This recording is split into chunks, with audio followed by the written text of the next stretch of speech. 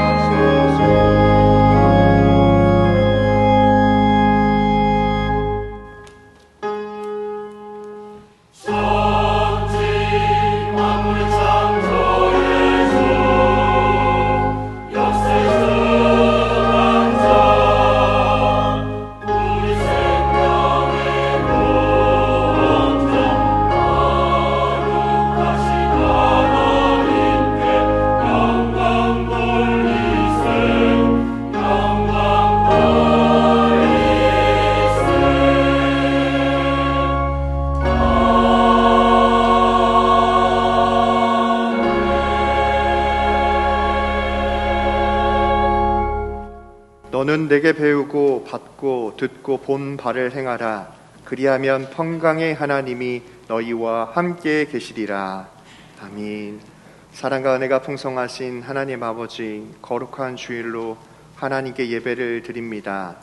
이 예배 가운데에 하나님 임재하여 주시고 성령의 충만한 은혜를 더하여 주셔서 구원의 은혜를 경험하고 하나님께 영광 돌리는 거룩한 예배가 되게 하여 주옵소서. 사랑이 많으신 예수님의 이름으로 간절히 기도하옵나이다. 아멘.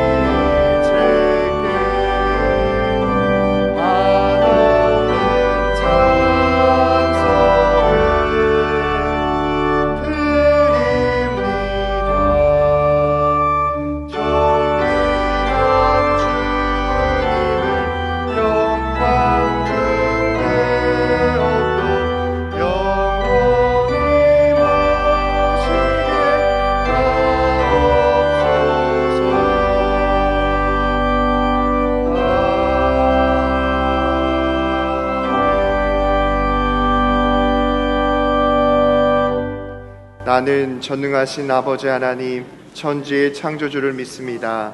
나는 그의 유일하신 아들, 우리 주 예수 그리스도를 믿습니다. 그는 성령으로 잉태되어 동정녀 마리아에게서 나시고 본디오 빌라도에게 고난을 받아 십자가에 못 박혀 죽으시고 장사된 지 사흘 만에 죽은 자 가운데서 다시 살아나셨으며 하늘에 오르시어 전능하신 아버지 하나님 우편에 앉아 계시다가 거기로부터 살아있는 자와 죽은 자를 심판하러 오십니다. 나는 성령을 믿으며 거룩한 공교회와 성도의 교제와 죄를 용서받는 것과 몸의 부활과 영생을 믿습니다. 아멘. 오늘도 변함없이 저희와 함께 하시는 하나님 아버지, 저희들에게 주님을 경배하는 것이 가장 귀한 일임을 알게 하시고 거룩한 주님의 날에 주님을 찬양하며 예배드리는 자리로 불러 모아주셔서 감사합니다. 매 순간 저희들의 삶이 주님의 큰 은혜임을 기억하며 저희가 주님을 찬양하는 자리에서 떠나지 않도록 늘 인도하여 주시옵소서. 오늘 이 시간도 저희와 함께 하셔서 주님 앞에 진실함과 신실함으로 예배드리게 하시고 저희들 심령 속에 주님 나라를 위한 거룩한 소망이 뿌리내리게 하여 주시옵소서. 은혜가 풍성하신 하나님 아버지, 2년 반 만에 예배의 자리가 회복되게 하여 주심에 감사드립니다. 그러나 새로운 변이의 출현으로 인해 다시 제약을 받지는 않을런지, 또한 절대 그럴 일은 없을 것을 알고 있지만 이 땅에서 예배가 사라지고 말씀이 끊어질까 두려워하는 저희들의 연약함과 어리석음을 용서하여 주시고 기도의 힘으로 이겨나가게 하여 주시옵소서. 교만하고 악해져가는 세상 속에서 점점 커져가는 복음 전파의 장애들을 주님 가르쳐주신 사랑과 진실함으로 극복하게 하여 주시옵소서. 저희들의 잘못된 말과 행동이 세상 속에 주님의 참된 모습을 왜곡시키는 일이 없도록 항상 돌아보고 성찰하며 살아가게 하여 주시옵소서. 교회의 주인이신 하나님 아버지, 지금까지 저희 교회를 지켜주시고 아름답게 성장하게 하여 주심에 감사드립니다. 저희 교회가 교회로서의 본질을 잃지 않고 세워주신 뜻을 잘 감당하는 교회가 되기를 원합니다. 이 공동체 안에서 모두가 주님의 사랑을 경험하게 하시고 그 사랑 안에서 하나됨으로 주님의 영광이 세상에 드러나게 하여 주시옵소서. 어린 아이들이 순수함을 사랑하시는 주님, 저희 교회가 다음 세대를 이어갈 어린 생명들을 말씀으로 잘 양육할 수 있게 하여 주심에 감사드립니다. 저희들의 미약한 노력들이 결실을 맺어 저희들에게서 저희들의 아이들에게, 또 저희들의 아이들에게서 또 그들의 아이들에게 대를 이어 주님 다시 오실 그날까지 온전히 주님의 말씀이 전해지게 하여 주시옵소서.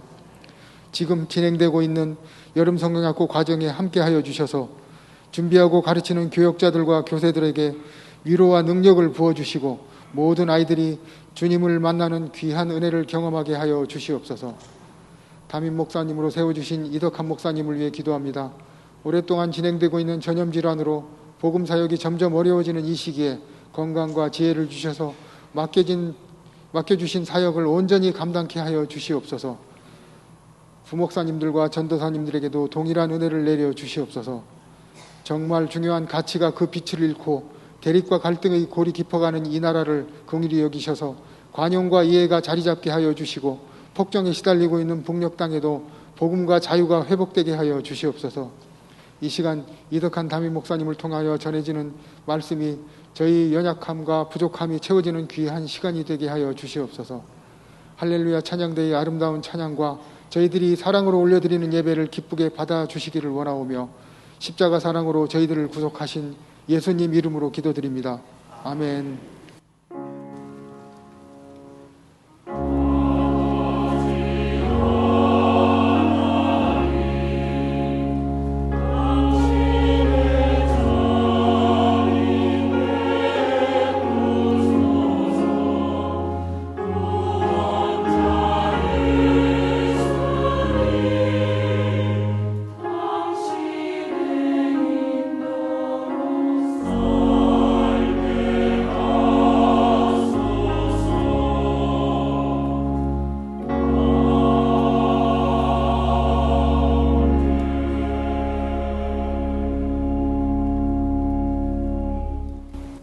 오늘 예배에 새로 등록한 새 가족이 있습니다.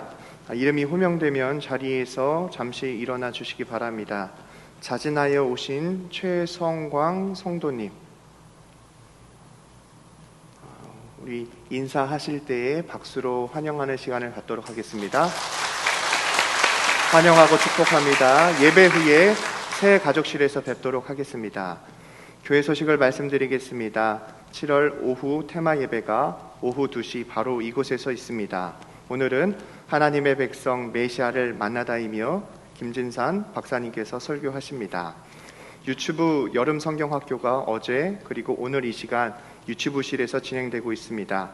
영화부, 유년부, 초등부 여름 성경학교가 오는 토요일부터 시작됩니다. 주보 하단에 교회학교 여름 성경학교와 여름 수련회 일정이 기재되어 있습니다. 교회학교 부흥과 성장을 위해 관심과 기도 부탁드립니다. 1 권사의 원래회가 3부 예배 후 자모실에서 있습니다. 강서지방의 장로의 원래회가 오늘 오후 4시 유에린 교회당에서 있겠습니다. 이번 한 주간은 엄순여 전도사님께서 휴가를 다녀오십니다. 교우 소식입니다. 229역 구역 1동이 범사의 하나님께 감사하는 마음을 담아 예쁜 꽃으로 봉헌하셨습니다. 303구역 홍행원 집사님, 정창희 권사님의 장남 성환군의 결혼식이 23일 토요일 오후 1시 나비에벨 웨딩 9층 오페라 홀에서 있습니다. 버스 출발은 오전 11시 40분입니다. 이 시간 찬송 216장 부르시면서 봉헌하시겠습니다.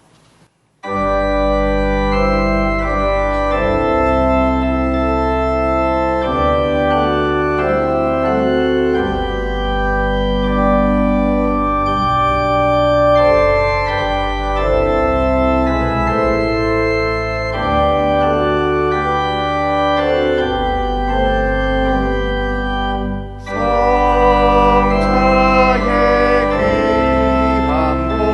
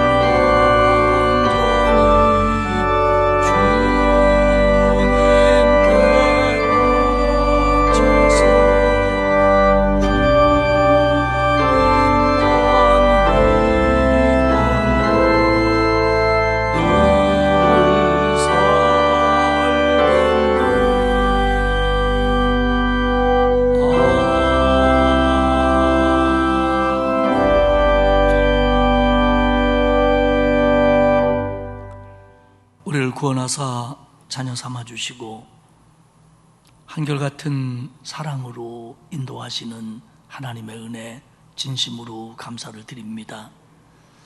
지난 한 주간도 무더위 속에서 저희들을 지켜주셨고 오늘 복되고 거룩한 주일을 허락하셔서 하나님께 예배하게 하시니 고맙습니다.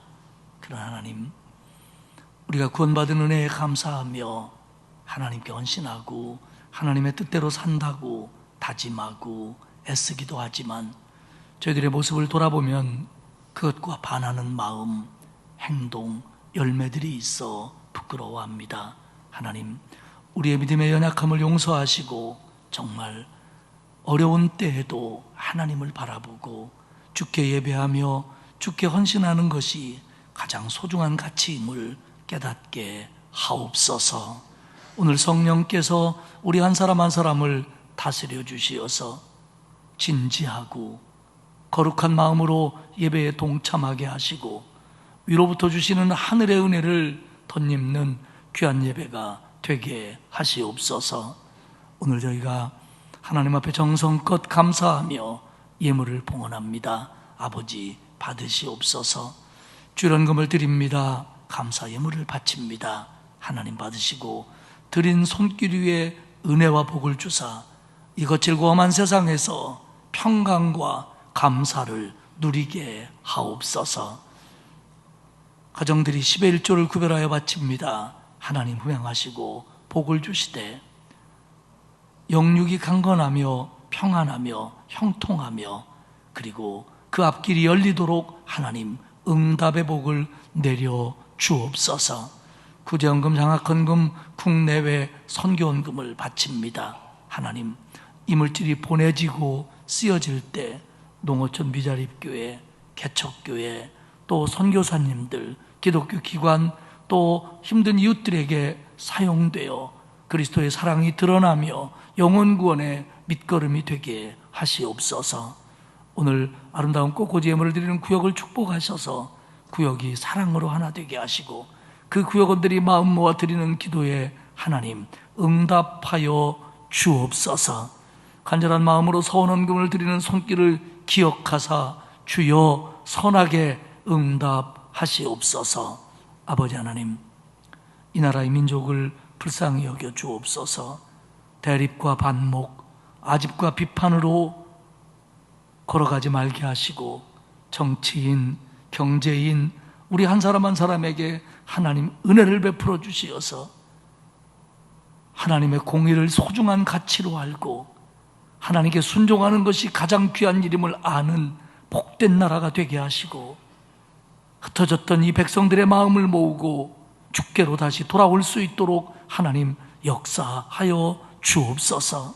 아버지 하나님, 우리 교회 성도들을 긍휼히 여겨주시어서 연약함을 붙들어 주시고 치료하시고 담대한 믿음으로 광야 같은 세상을 이겨내게 하시되 특별히 연로하신 어른들에게 배나도 하여 주시고 오늘도 요양원에서, 가정에서, 병실에서 예배에 참여하지 못하고 있는 안타까운 마음들을 위로하시고 치유하여 주옵소서. 우리 성도들의 몸과 마음의 병을 고쳐주시고 특별히 중병으로 고통받는 자, 암 등으로 투병하고 있는 자들에게 신유의 은혜를 내리사 이겨낼 수 있도록, 강건할 수 있도록 하나님 도와주옵소서. 경제적으로 어려움 당하는 성도들이 많습니다. 주님, 실망하지 않게 하시고 오히려 그 어려움 중에 기도하며 이겨낼 수 있도록 선한 길을 보여주옵소서. 우리의 자녀들을 믿음으로 길러주시고 신앙의 좋은 일꾼들 되게 하시되 특별히 교회 학교를 통하여 하나님 나라 일꾼들이 양성되도록 축복하옵소서. 아버지 하나님, 오늘 등록한 새가족 위에 은혜를 내려주시고 우리와 함께 신앙생활 잘할 수 있도록 도와주시며 또 이번 한 주간도 무더위 속에서 성도들을 지켜주시고 또 오고 가는 길 있다면 하나님 동승해 주시고 기쁨과 감사의 한 주간이 되도록 만들어 주시며 이 예배를 통하여 또 예배를 통하여 크신 은혜 주옵소서. 감사드리며 예수님의 이름으로 기도하옵나이다. 아멘.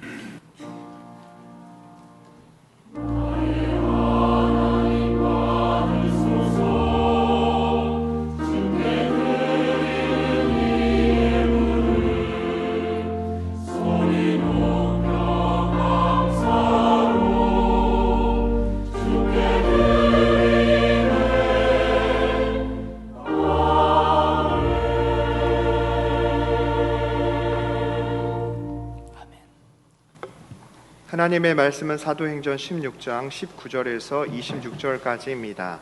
신약성경 216페이지입니다. 신약성경 216페이지 사도행전 16장 19절에서 26절까지입니다. 봉독하겠습니다. 여종의 주인들은 자기 수익의 소망이 끊어진 것을 보고 바울과 실라를 붙잡아 장터로 관리들에게 끌어갔다가 상관들 앞에 데리고 가서 말하되, 이 사람들이 유대인인데 우리 성을 심히 요란하게 하여 로마 사람인 우리가 받지도 못하고 행하지도 못할 풍속을 전한다 하거늘 우리가 일제히 일어나 고발하니 상관들이 옷을 찢어 벗기고 매로 치라 하여 많이 친 후에 옥에 가두고 간수에게 명하여 든든히 지키라 하니 그가 이러한 명령을 받아 그들을 깊은 옥에 가두고 그 발을 착고에 든든히 채웠더니 한밤중에 바울과 실라가 기도하고 하나님을 찬송하며 제수들이 듣더라. 이에 갑자기 큰 지진이 나서 옥터가 움직이고 문이 곧 다 열리며 모든 사람의 매인 것이 다 벗어진지라. 아멘. 할렐루야 찬양대에 물 위로 나오라 찬양 후에 담임 목사님께서 감옥에서 부른 찬송이라는 제목으로 말씀 선포하시겠습니다.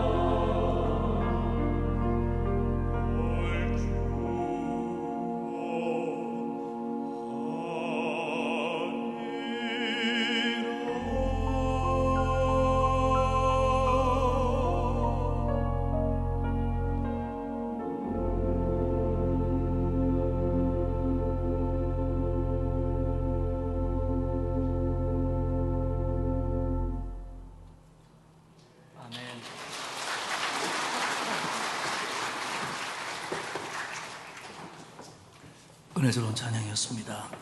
우리 솔레이스트의 목소리가 참 좋죠? 부러워요. 수고하셨습니다. 유치부 여름성경학교가 지금 진행되고 있고요. 토요일부터 또 영아부, 유년부, 초등부 성경학교가 시작됩니다. 선생님들, 아이들 도와주시는 분들 건강할 수 있도록 기도해 주시고, 특별히 이번 성경학교를 통해서 우리 아이들이 말씀을 통해서 주님의 사랑을 다시 한번 깨닫는 그런 시간이 되도록 꼭들 기억하고 기도해 주시기를 바랍니다. 7월에 오후 예배를 시작하면서 지금 테마 예배를 드리고 있습니다. 오늘이 세 번째 시간인데 김진산 목사님 정말 주옥 같은 말씀으로 참석자들에게 은혜를 끼치고 있습니다. 오늘은 신약입니다. 여러분이 굉장히 중요한 시간이 될 텐데 교회에서 식사하시고 오후에 많이들 참여하시기를 바랍니다. 오늘은 사도행전 16절 후반부의 말씀을 나눌 텐데요. 여러분들이 좀 알고 있는 내용입니다. 빌립보 전도 중에 바울과 실라가 점치는 귀신 들린 여종을 고쳐주시고, 그것으로 인해서 주인들의 고발로 감옥에 갇히고, 감옥에서 찬송을 부름으로 옥문이 열리고, 그러면서 많은 구원의 역사가 나타나는 이런 내용들이 기록되어 있는 말씀입니다. 오늘 이 말씀을 통해서 은혜를 나누도록 하겠습니다. 우리는 인생을 살면서 어려움을 당합니다. 뜻하지 않는 어려움을 만날 때도 있고요, 또 참 벗어나기 어려운 고난에 빠질 때도 있습니다. 이런 일이 없으면 참 좋겠는데, 그런데 하지만 살면서 어려움이 없고 눈물과 아픔과 고난이 없는 인생은 아마 없다고 보는 게 맞을 것 같습니다. 그런데 그 어려움과 고난의 원인들을 살펴보면 어떤 때는 나의 약함 때문에 오는 것도 있어요. 예를 들어서 질병이나 이런 것들은 내가 몸이 좀 약해서 오는 경우도 있잖아요. 그런가 하면 나의 실수 때문에 오는 경우도 있습니다. 내 판단이나 행동이 잘못돼서 그 결과로 찾아오는 사실은 낭패, 어려움들도 있을 수 있지요. 그러나 어떤 경우에는 내가 겪는 고난이 내가 잘못한 것도 아니고 나의 약함도 아니고 나의 판단 실수도 아닌데, 이것과 상관없이 내게 온 고난이라면, 어려움이라면, 그리고 그것이 나를 굉장히 힘들게 한다면 우리는 이걸 참 받아들이기가 참 어렵습니다. 또 억울합니다. 고난의 이유를 정확하게 안다는 것은 쉽지 않지만, 이게 아무리 생각해도 이거는 내가 이해할 수 없는 것이다 라고 한다면, 그런 일을 당한다면 배나 힘들고 많이 억울하고 많이 절망감에 사로잡힐 겁니다. 오늘 본문에서 바울과 실라는 빌립보에서 잡혀서 매를 맞고 감옥에 갇히는데, 바울과 실라는 잘못한 게 없습니다. 분하고 억울하고 정말 이런 일이 일어나면 안 되는 상황입니다. 하지만 바울과 실라는 여기서 억울해하고 화내고 분내고 절망하고 그러면서 어떤 액션을 취하고 이런 것들이 아니라 오히려 그 감옥에서 기도하고 찬양을 합니다. 그 결과로 기도하는 찬양 중에 지진이 일어났고 옥터가 흔들리고 옥문이 열리고 그를 묶었던 모든 것들이 풀어지는 놀라운 역사가 나타납니다.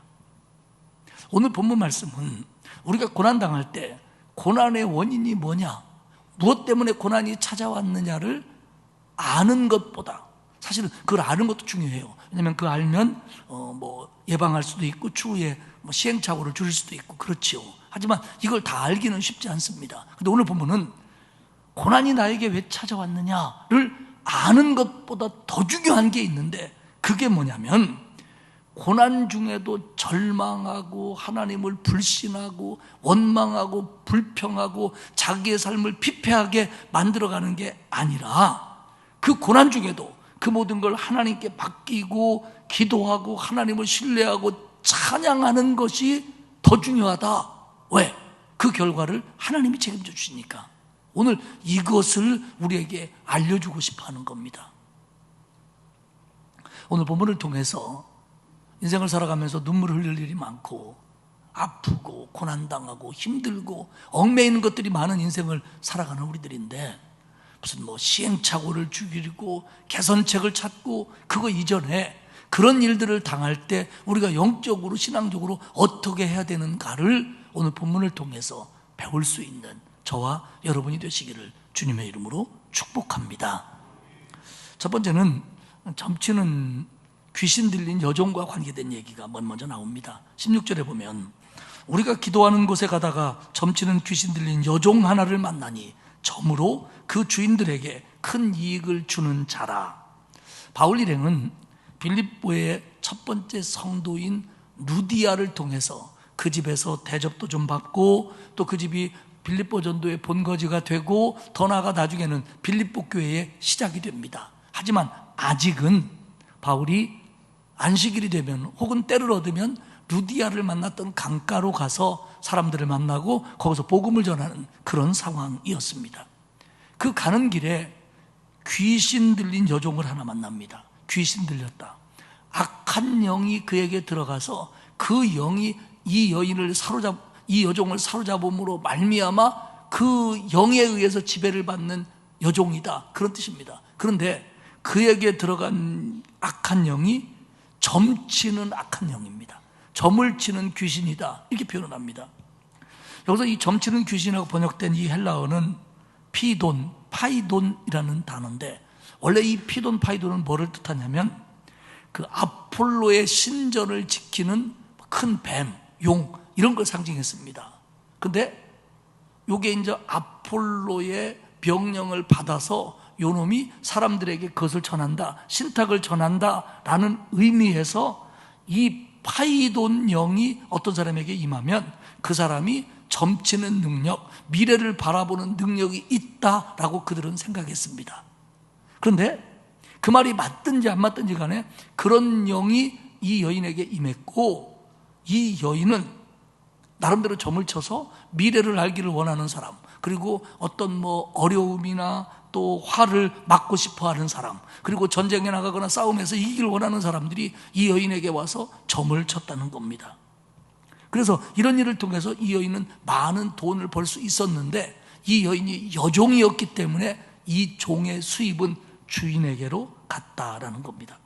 근데 16절에 보면 점치는 귀신 들린 여종 하나를 만나니 점으로 그 주인들에게 큰 이익을 주는 자라, 이렇게 쓰고 있습니다. 그러니까 점치는 요 여종 하나에 주인이 여럿입니다. 지분이 여럿이에요.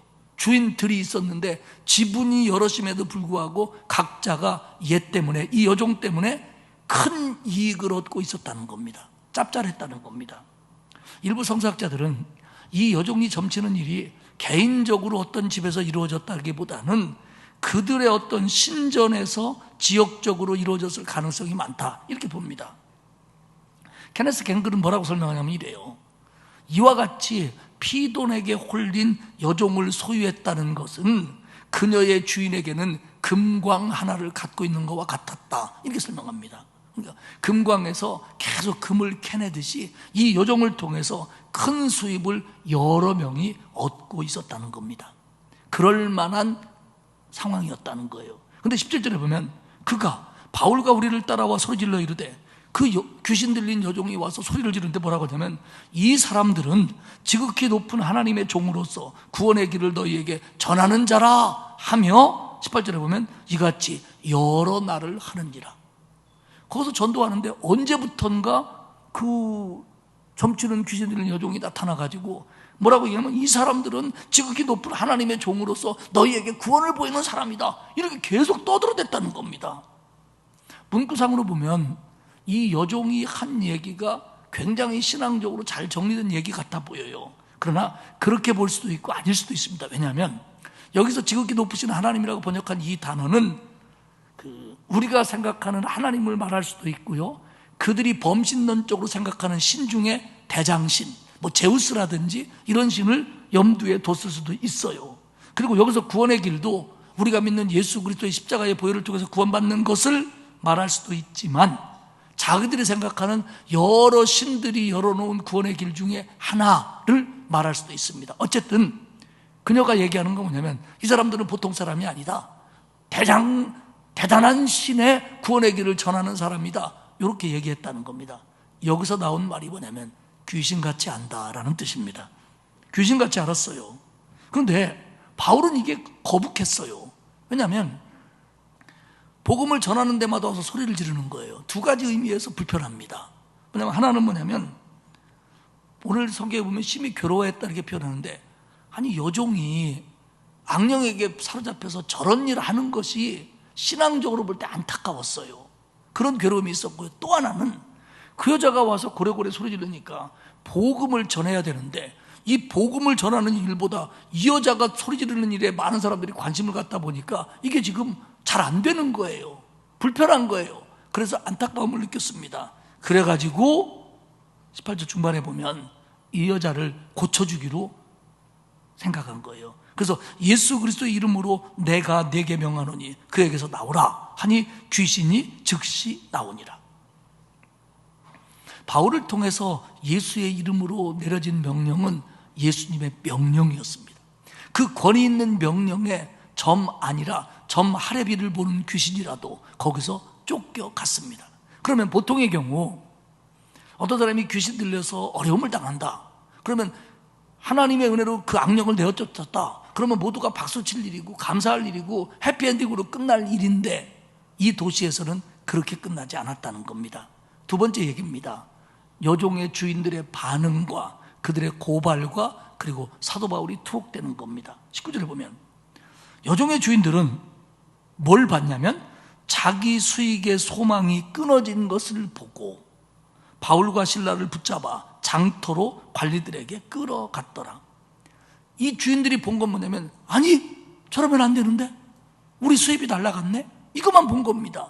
그동안 이 여종이 그 악령에게 베어서 고통당하고 힘들었던 것은 아랑곳하지 않고 이제는 제가 나섰으니까 우리는 이제 수입이 없어졌네, 이것만 본다는 겁니다. 그러니까 그 수입이 컸기 때문에 그 수입의 근원을 막은 바울과 실라가 못마땅하고 아주 반감이 생기는 거예요. 그래서 그들을 끌고 장터로 가는 겁니다. 장터, 헬라어 포럼입니다. 포럼.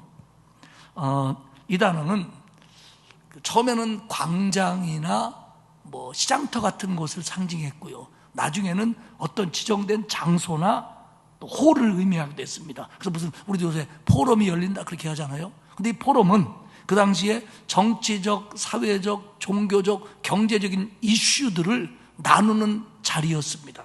거기로 끌고 간 거예요. 그러면서 그 주인들이 이들에 대해서 고발한 죄가 두 개입니다.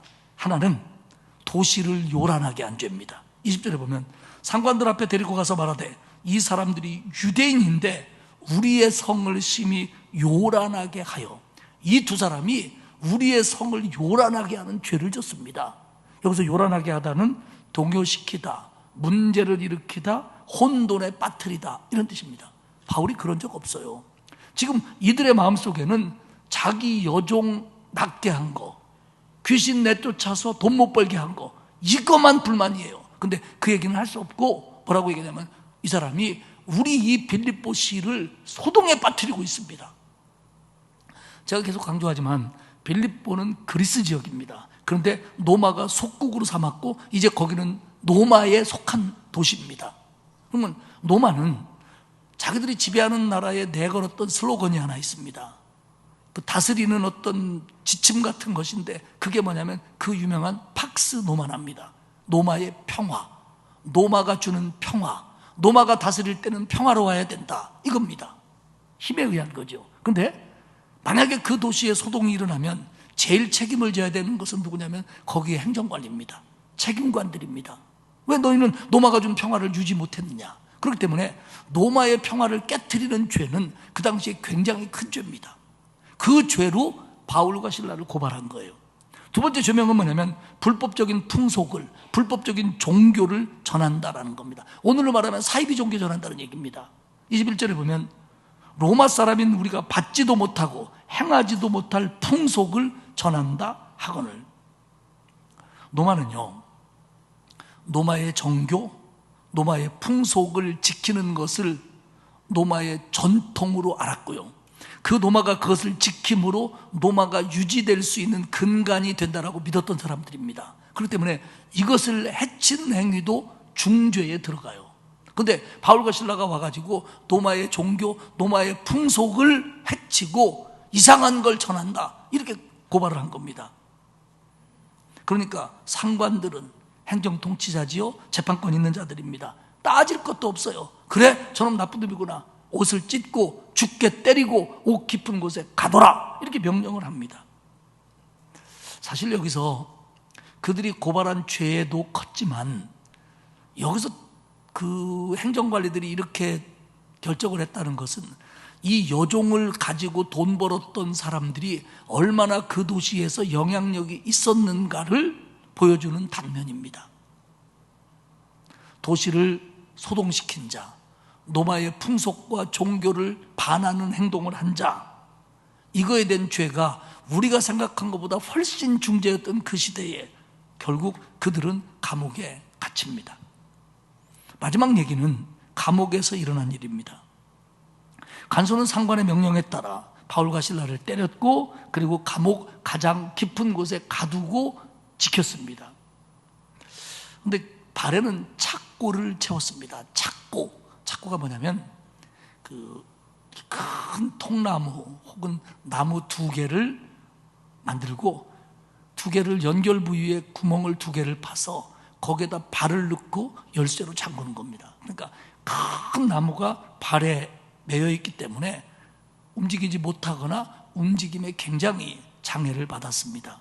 요거하고 비슷한 게 이제 칼이라는 거예요. 나이프 말고 이게 춘향이가 썼던 거, 이렇게 생겨가지고 목을 거기다 넣고 열쇠로 잠그는 거, 요게 이제 칼이고, 그것을 다리에다 채우면 착고라고 부릅니다. 근데 이걸 채워놓으면 이제 움직이지도 못하고, 어떤 때는 그것을 벽에다 쇠고랑으로 연결해 놓기도 하고요. 그렇기 때문에 이런 것들을 채워놓으면 움직일 수도 없고 도망갈 수도 없고 굉장히 힘든 가운데 감옥에 갇혀야 되는 그런 상황입니다. 생각해 봅시다. 빌립보에서 사도 바울과 실라가 한 일은 복음을 전하는 일이었습니다. 그리고 그날은 정말 악한 영에게 들려서 인간답지 못한 인생을 살아가는 여종을 구해준 겁니다. 악령을 내쫓고 그를 정상적으로 만들어 놓은 겁니다. 그런데 바울과 실라에게 돌아온 것은 모진매였고, 그리고 감옥에 갇히는 일이었습니다. 이쯤 되면 하나님께 대한 원망과 불평이 나올 만도 합니다. 아니, 내가 다메섹으로 가다가 주님 만났고 주님이 이방인에게 복음 전하래서 내가 그 말씀에 순종해서 복음 전했는데 나한테 돌아온 건 이겁니까? 라고 생각할 수 있습니다. 그리고 하나님이 내게 능력 주셔서 악한 영을 내쫓았는데 나는 이런 꼴을 당해야 되는 겁니까? 하나님이 지켜줬어야 맞지, 왜 나를 매맞게 하고 이런 일을 당하게 합니까? 얼마든지 원망이 나올 수 있고 불평이 나올 수 있고 이해할 수 없다고 항변할 수 있고, 그리고 좌절하거나 실망할 수 있는 얼마든지 그런 상황입니다. 어쩌면 그게 정상적일지도 몰라요. 그런데 바울과 실라는 달랐습니다. 25절에 보면 한밤중에 바울과 실라가 기도하고 하나님을 찬송하며 죄수들이 듣더라. 한밤중에.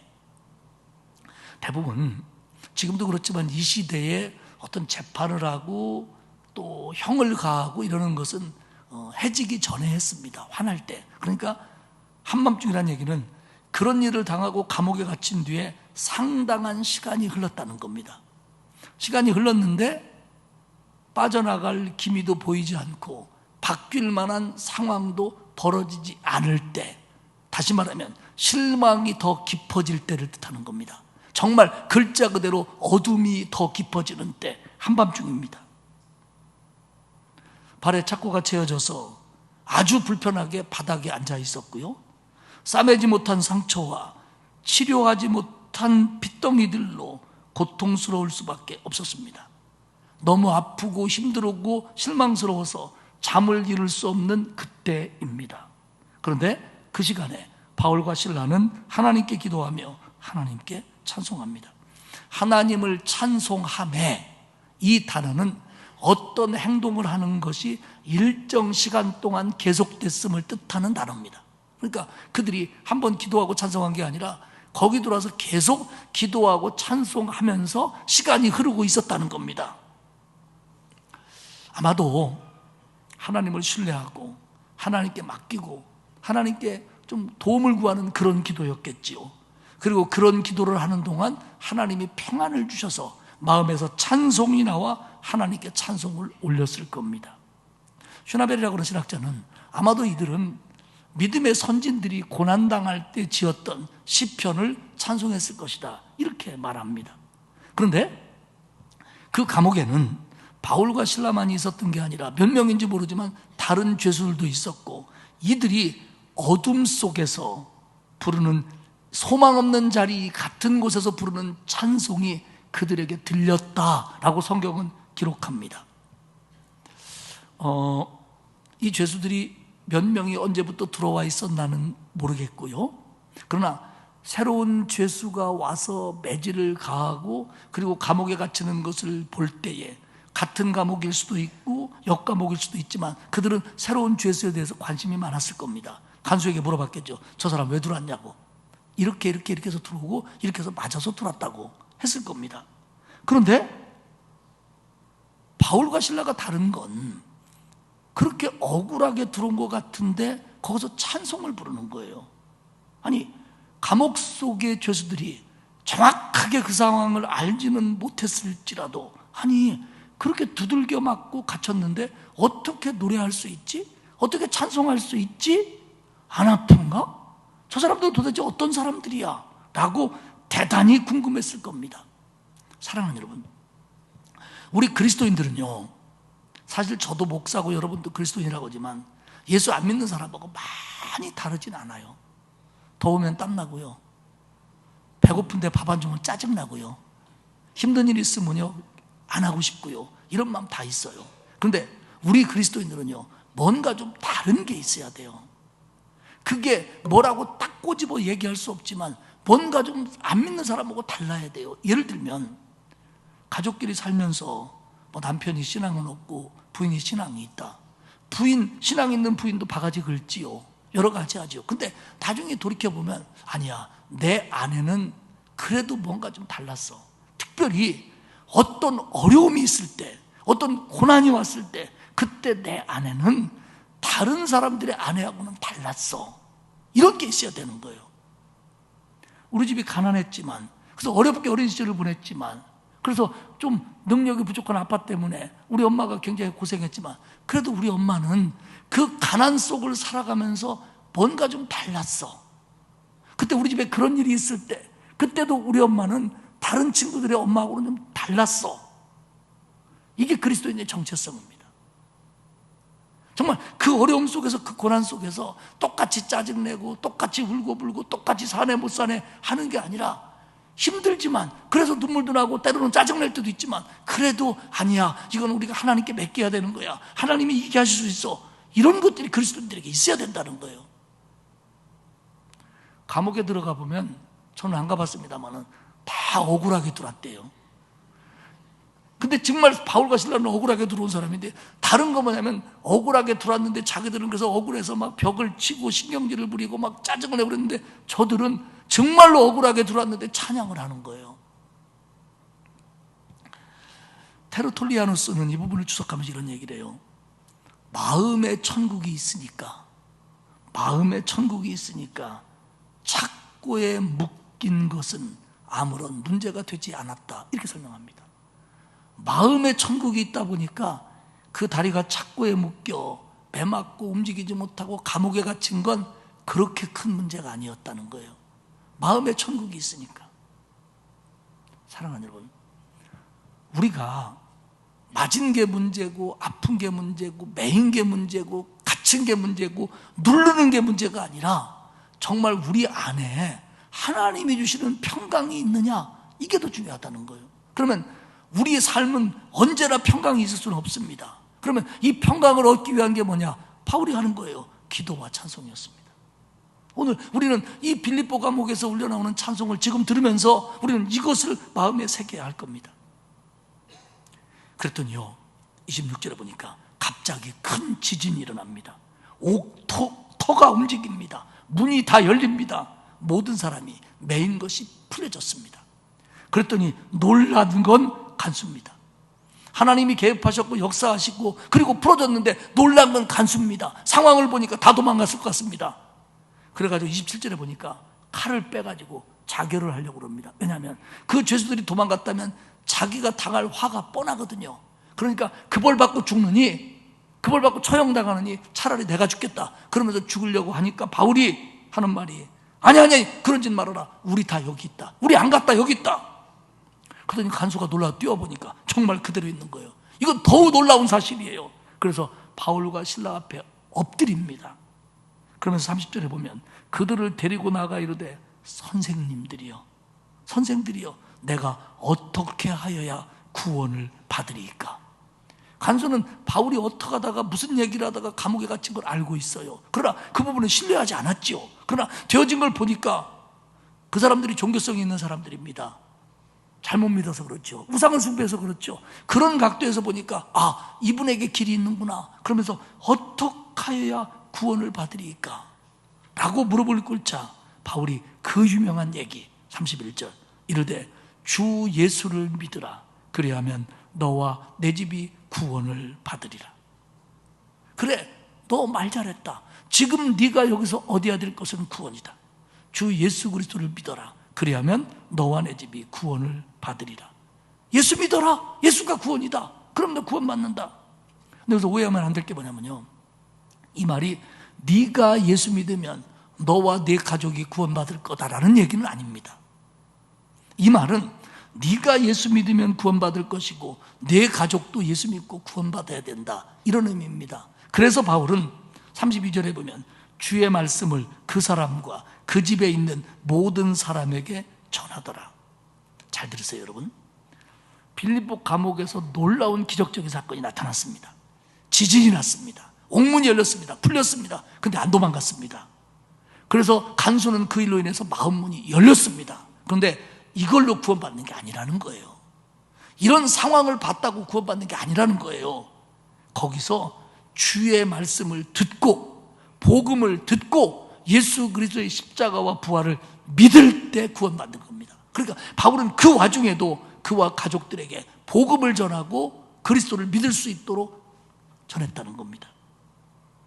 간수의 집에 초청됐습니다. 아마 간수의 집이 감옥과 붙어 있던지 그랬을 것 같아요. 거기서 복음을 전했고 세례를 받습니다. 상처를 치유받습니다. 한성사학자는 그런 얘기를 해요. 간수는 바울의 상처를 씻음으로 자기 죄를 씻음 받았고 그를 섬김으로 예수 그리스도를 영접할 수 있었다, 이런 표현을 합니다. 그러니까 이 간수가 사도 바울의 상처를 씻을 때 주님은 간수의 죄를 씻어줬다는 거예요. 제가 받은 감동만큼 여러분에게 감동을 못 전해서 미안합니다. 저는 그걸 또 읽고 하면서 굉장히 감동을 받았는데, 그러고서 다시 감옥으로 들어가요. 여기서 이제 이 바울과 실라의 품위가 나오는데, 나 같으면 그냥 갈 것 같아요. 죄 없이 들어왔으니까, 하나님이 열어줬으니까. 저놈들이 어떡할 거야? 그리고 쫓아오지도 못하죠. 동네가 다 아는데. 이런 기적이 일어난 걸 다시 들어갑니다. 또 다음 날 그 형을 집행하라고 했던 사람이 그 사람들 빨리 내보내줘라. 그렇게 부하를 보내요. 바울이 안 나갑니다. 내가 사실 로마 시민권자인데 너희들이 정당한 재판을 거치지 않고 나에게 이렇게 했다. 그 사람이 와서 나를 나가라고 나한테 얘기하게 해라. 그랬더니 그 지역 책임자가 상황을 다 알잖아요. 얼른 달려와가지고 사과하고 빨리 나가십시오. 그래가지고 사도 바울이 품위 있게 나옵니다. 그러니까 우리가요, 그리스도인들이 고난을 당해도 어려움을 당해도 사내 중내 똑같이 예수 없는 사람들과 할 일은 아닌 것 같아요. 폼을 잡자는 게 아니라 정말 하나님께 맡기고 기도하고 찬송하고 신앙을 유지할 때 우리가 가지고 있는 고난전의 모습을 우리는 고난 속에서도 견지할 수 있다는 거죠. 유지할 수 있다는 거죠. 이게 오늘 성경이 우리에게 가르쳐주는 또 하나의 팁이기도 합니다. 그래서 두 사람은 누디아의 집으로 갔고 몇 명 안 되는 신자들이지만 그들을 만나 격려했고, 그리고 그곳에서 다른 곳으로 이제 복음을 전하러 갑니다. 말씀을 마치겠습니다. 사랑하는 여러분, 아무리 생각해도 바울과 실라가 감옥에 갇힌 건 너무 억울한 일이에요. 바울의 입장에서 생각하면, 아니 내가 왜 맞아야 되고 내가 왜 갇혀야 되나? 왜 나한테 이런 일이 일어나도록 하나님은 내버려 두는 걸까? 얼마든지 불평할 수 있고 원망할 수 있고, 그리고 얼마든지 좌절할 수 있는 상황이에요. 이게 뭔가? 그런데 그는 기도하고 찬송하고 실망하지 않고 그 모든 것을 하나님께 맡깁니다. 아픔 중에도, 매인 중에도, 어두움 중에도. 그랬더니 지진이 일어났고요, 하나님이 일으킨 거죠.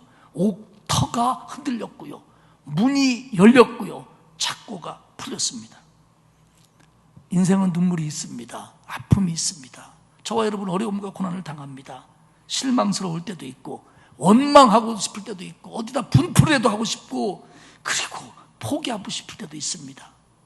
그러나 그럴 때도 하나님을 신뢰하고 하나님께 맡기고 하나님께 간절히 기도하고, 그리고 거기서 얻은 평안으로 하나님을 찬송할 때, 견고한 믿음 위에 설 때 하나님은 그 기도를 들으시고 그 찬송을 받으셔서 우리의 닫힌 문을 여시고 우리를 메어놓은 것들을 풀어주시고, 그리고 우리를 고치시며 그 문제를 아주 깔끔하게 해결해 주실 줄 믿습니다.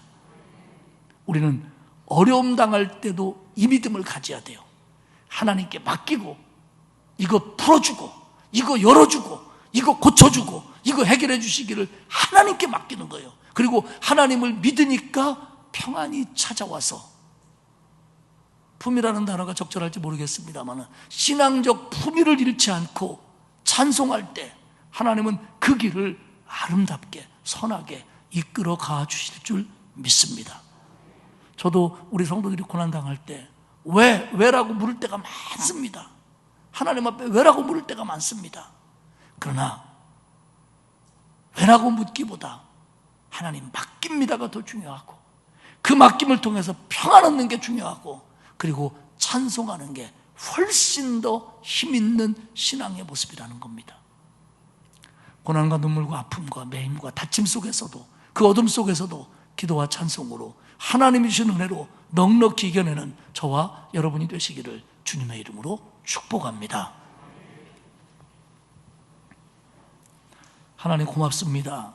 우리를 구원하셔서 자녀 만들어주시고, 눈물 나고 힘들고 매이고 다치고 어둡고 아플 때에도, 그래서 실망스럽고 좌절이 생기고 원망하고 불평해야 맞을 것 같은 상황에서도 하나님을 바라보게 하시니 고맙습니다.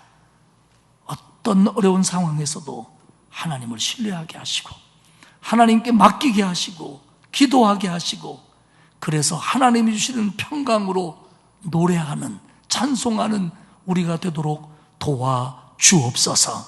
하나님 아버지, 어려움 속에서도 신앙으로 견뎌내는 성도들에게 응답하시고 그 문을 여시며 그 매인 것을 풀어주시며 그 모든 것들을 치료하시며 선하게 이끌어 주옵소서. 믿사옵고 예수님의 이름으로 기도하옵나이다. 아멘. 380장 찬송하겠습니다.